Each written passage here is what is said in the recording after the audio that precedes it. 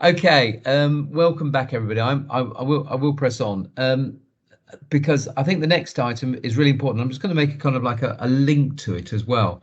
So, Kate Carr, in Business in the Community, is going to do a presentation about some of the barriers to employment faced by young people post-pandemic. In the back of my mind, though, something which we've talked about on previous meetings around this is young people in post-pandemic, and I'm a trustee of Teen Talk, so kind of have seen it firsthand, and it's been very difficult.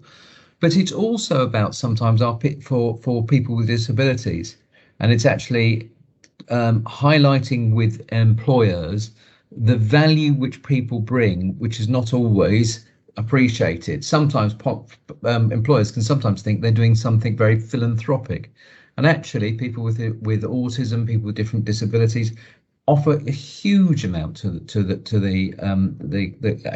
an organisation, bring a huge amount of skills, and that's not always appreciated.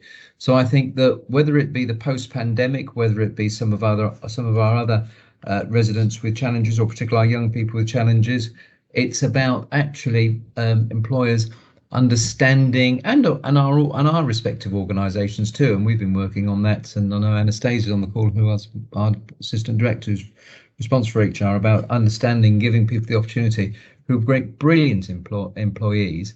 And it's about that education of our potential employers, whether that be private sector or public sector, to really appreciate the diverse nature and the opportunities in creating that for our young people. And again, that then makes the economy, the success, the health equalities, and maximising all the life opportunities for all our residents. So, without more ado, Kate, sorry, I extended the agenda, but for anybody who knows me, the issue, and I've worked on with groups with people with autism, about making sure how valued they can be as employees, but also about some of the work you're doing about the not losing the opportunity for young people post pandemic, and it not becoming a lost generation, so to speak. But Kate, without more ado, with all that trumpeting, over to you. Thank you. I think somebody's controlling the slides. Oh yes, there they are. So I am going to talk to you today about future-proofing youth employment. So I am looking at young people in the broadest sense, but just as maybe a follow-up at one of your future meetings, quite a few of the businesses that we work with are really interested in neurodiversity and have done a lot of work in this particular area. So perhaps I could come back another time and talk about that. But for today, we're looking at youth in the broader sense.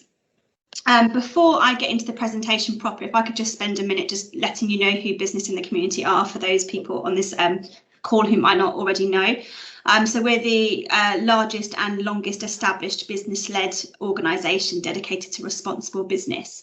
So we were founded nearly 40 years ago. Next year is our 40-year anniversary, by His Royal Highness the Prince of Wales. And what we do is work with our member employers to continually improve their approach to responsible business. We look to leverage their collective impact for the good of communities. We focus on 4 areas across the organisation. So developing a skilled and inclusive workforce, which is obviously part of the discussion today. We also look at ensuring work is good for everyone, which I think in light of the pandemic and all of the issues emerging around mental health and the importance of employee wellbeing is a really important piece of work. We look at innovating to sustain and regenerate the planet, and we're also looking at building thriving communities. But for today, we're looking at inclusive workforces with a focus on youth. So next slide, please. Fabulous, thank you. So I thought it would be useful just to set the scene with reference to a recent Department for Education report, which stated that the employment of young people is disproportionately influenced by changing structural conditions in the economy. I think it's safe to say that COVID-19 has had a fairly profound structural economic change. And given that it's only around 10 years or so since the last recession or significant structural change to the economy, I think it's fairly clear that unless employers change the way that they attract, recruit and retain young people are always going to be economically vulnerable as a group. So before I get into the main body of the presentation, I thought it would be useful just to highlight a few stats. that demonstrate what young people are facing in today's economy. So first up, young people are more likely to be unemployed than the rest of the working age population. You can see from the first stat that youth unemployment is 13.2% compared to 4.7% for the whole population. And those that are unemployed have a good chance of having been unemployed for quite some time. So more than a quarter of all long-term unemployed people are aged 16 to 24. And though youth unemployment has always been higher than the average for the whole working age population, it has got worse over the pandemic. So the number of young people in employment has fallen by 8% compared to pre-pandemic levels. And as of August last year, there'd been a 122% increase in the number of young people claiming unemployment benefits since the start of the year. I think it's important to remember, though, that young people aren't a homogenous group, and so inevitably some cohorts are harder hit than others. So you can see here that the fall in employment has been greater among young men, so 10%, than young women at 6%, as have people without degrees been harder hit. So nearly 1 in 4 young people without degrees are unemployed and not looking for work, which is almost double the rate of graduates. But that's not to say that graduates haven't also been affected by the pandemic. Unemployment among recent graduates has risen to levels last seen during the austerity era. So we're at 6.3% unemployment compared to 6.5% in 2012. And it's projected that 3 years after leaving full-time education, the employment rate of today's graduates will be 13% lower than it would have been without the pandemic. And finally, even those young people who are lucky enough to have jobs still face uncertainty. So you can see in Stat 6 that 23% of young people were furloughed and a further 9% lost their jobs in the pandemic. Next slide, please.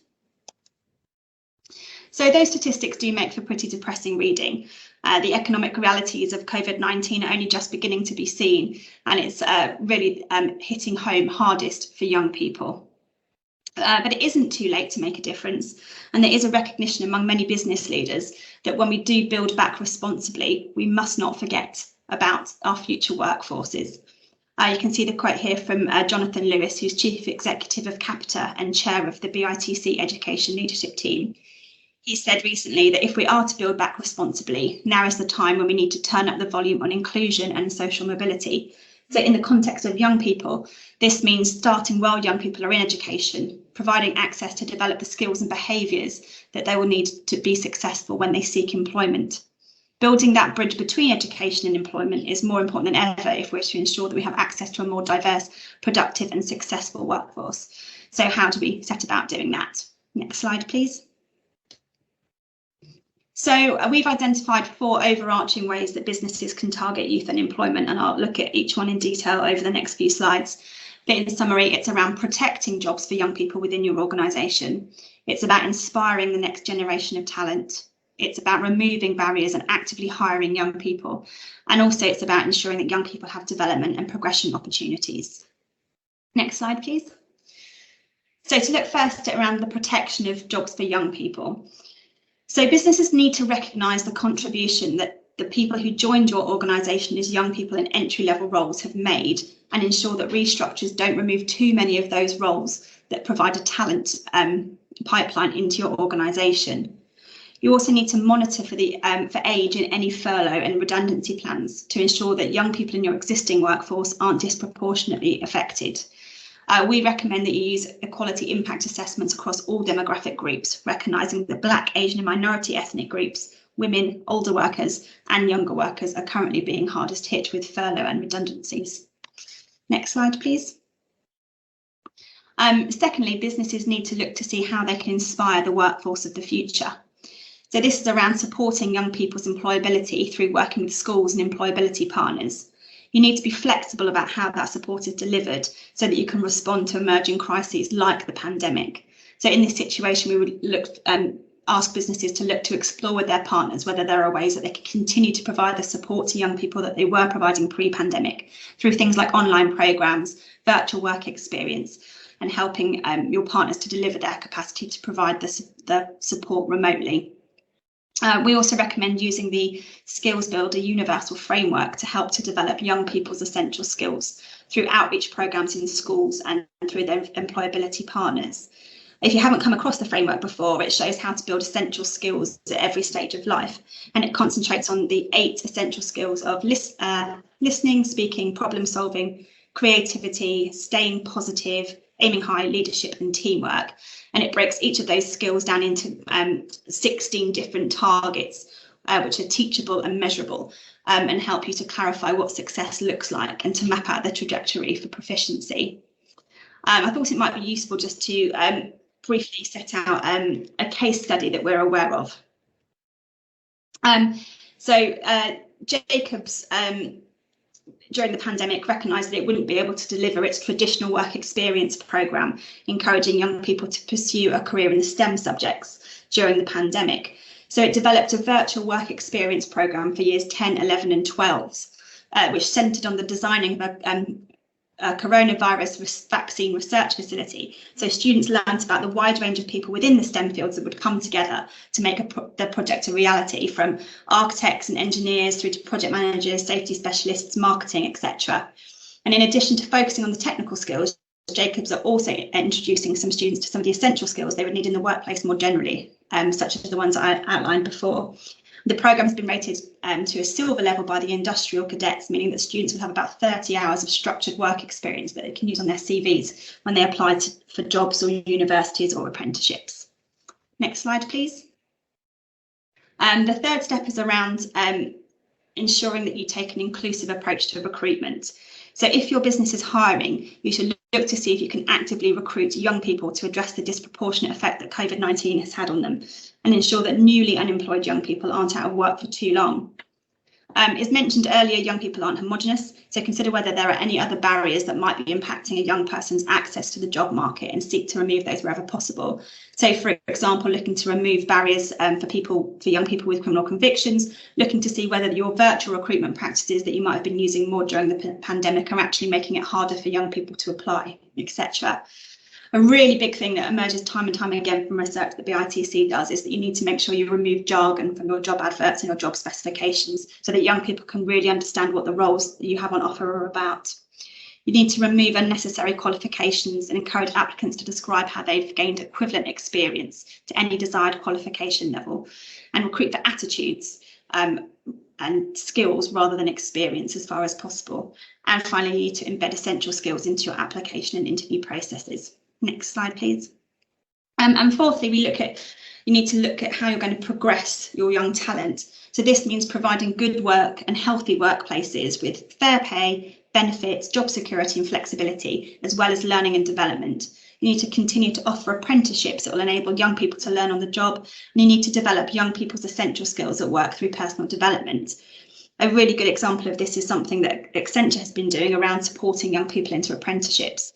So they have a Skills to Succeed programme, which supports unemployed young people from disadvantaged communities in the digital economy. Movement to Work is one of their flagship programmes and is a charity Accenture helped to co-found in 2013 when youth unemployment was at a record high. Since 2013, Movement to Work has provided 95,000 high quality work placements for people aged 18 to 30 through 100 participating employers, breaking the cycle of no experience, no job, no job, no experience. During the pandemic, Accenture had to rethink how they would deliver these programmes, and it moved everything virtually. Its virtual programme was put in place within 5 weeks, so it shows how speedily you can move when you're really determined to. Throughout the process, they found that young people were dialing in from busy households. So Accenture had to adapt the programme to be part-time, using Microsoft Teams and other collaboration tools for live sessions covering design thinking, coding, employability skills, and it is all delivered through Accenture faculty members and buddies. So digital inclusion was a priority for all participants. I think lots of businesses make the mistake that young people are digitally savvy and have access to devices. They don't, not all the time. So Accenture provided everybody with a laptop and a dongle, as well as pre-programmed one-to-one support. And 15 young unemployed people from Newcastle, London and Edinburgh joined and completed the programme, several who have progressed through Accenture's Assessment Centre for Apprenticeship Opportunities. So there are great things going on at businesses for young people. Next slide, please. So that's all I wanted to say. Hopefully that has provided some food for thought, and thank you for listening.